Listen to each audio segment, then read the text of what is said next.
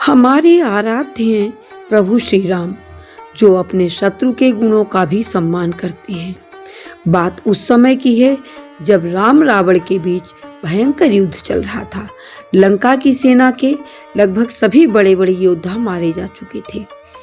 तब रावण सोचता है कि मर जाएं रण में कुंभकर्ण घन नाद नरांतक यही रावण, फिर भी दश कंधर शांत रहे सोचे न जरा इसका कारण। रावण को लगा कि कहीं उसकी सेना का मनोबल क्षीण तो नहीं हो रहा है, इसलिए उसने अपनी सेना में जोश भरते हुए कहा, खांडे पर से तोमर मुगदर सरधनवा भाले ले लो तुम, खांडे पर से तोमर मुगदर सरधनवा भाले ले लो तुम, अस्त्रों शस्त्रों से सज्जित हो रण में आगे बढ़ के लो तुम। इस प्रकार निश्चर दल रावण के साथ आगे बढ़ता हुआ रामादल तक आ गया और वानर सेना भी जय कौशलाधीश कहती हुई असुरों के दल पर टूट पड़ी और दोनों के बीच भयानक युद्ध शुरू हो गया। कई दिनों तक लगातार भीषण युद्ध होता रहा। युद्ध में लक्ष्मण जी मूर्छित हो गए। मूर्छा दूर होते ही उन्होंने रावण का रथ तोड़ दिया, सारथी को मार दिया और रावण को घायल करके मूर्छित कर दिया। अगले दिन फिर उतना ही भयंकर युद्ध हुआ। दिन प्रतिदिन युद्ध की भयंकरता बढ़ती ही जा रही थी। और फिर एक दिन गति कुपित हो उठे कौशलाधीश, काट दिए 10 शीश के क्षण भर में 10 शीश।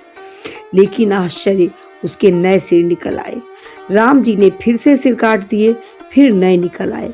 घंटों तक यही होता रहा।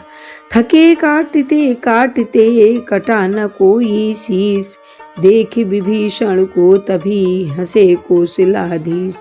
भाव राम के हृदय का गया भक्त पहचान, झिझका बतलाते हुए कर भाई का ध्यान।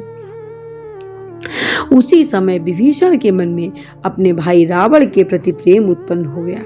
उसने सोचा कि मैं इसका कोई भी भेद नहीं बताऊंगा, आखिरकार है तो यह मेरा भाई ही। इस समय रावण के मन में विचार आया कि केवल विभीषण को ही मेरे भेद पता है, इसलिए पहले इसको ही मार देता हूँ। यह सोचकर उसने विभीषण के ऊपर शक्ति चला दी। तब राम जी ने विभीषण को पीछे करके उस शक्ति का प्रहार स्वयं सह लिया। तुरंत विभीषण पाछे मेला, आगे राम सहे सोई सहेला।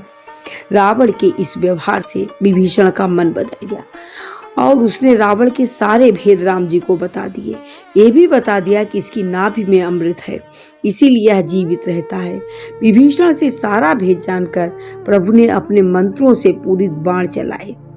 चले मंत्र प्रेरित जभी प्रभु के बाण महान, अमृत सुखाया नाभि का छुड़ा दिया शिव ध्यान। भुजा 18 शीश 9 काट चुके अब देश, गिरा तभी रणभूमि में हो असक्त लंकेश। भुजा 18 शीश 9 काट चुके अब देश, गिरा तभी रणभूमि में हो असक्त लंकेश। मरते मरते भी हुआ उसे तनिक सा चेत, आंखें खोली सामने देखे कृपा निकेत। तब राम जी ने लक्ष्मण जी से कहा कि यह रावण जो इस समय घायल अवस्था में युद्ध भूमि में पड़ा है, ये बहुत बड़ा विद्वान है, इसके ज्ञान की कोई सीमा नहीं है। इसलिए हे लक्ष्मण, तुम रावण के पास जाओ और उससे कुछ ज्ञान सीख कर आओ। राम जी की आज्ञा का पालन करते हुए लक्ष्मण जी रावण के पास गए और उसकी प्रशंसा करते हुए कहने लगे, तुम सा पंडित, तुम सा योद्धा, तुम सा न आने वाला कोई, तुम नीति विशारद ज्ञानी हो, तुम सा न ज्ञान वाला कोई। इसलिए मरने से पहले कुछ ज्ञान सिखाते जाओ हमें, हे वरदानी अपने अनुभव कुछ तो बतलाते जाओ हमें। उस समय रावण के होठों पर मुस्कान आ जाती है।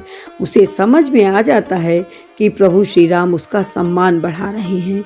मान बढ़ाते हैं भक्त का किस प्रकार भगवान, यही सोच उस होठ पर आई कुछ मुस्कान।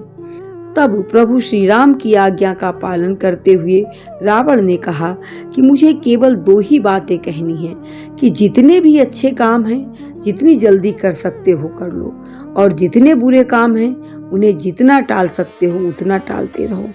वह अपना उदाहरण देते हुए कहता है कि मैंने सोचा था लंका में क्षीर सिंधु ले आऊंगा, ये भी सोचा था स्वर्ग तलक जाने का मार्ग बनाऊंगा, पर आज आज करते करते रह गया कार्य मुझसे वह, मन की कामना मन ही में रह गई अपूर्ण योजना वह, पर नारी चोरी करने का कर डाला कार्य शीघ्रता से, परिणाम उसी का पाया चल दिया आज मैं दुनिया से।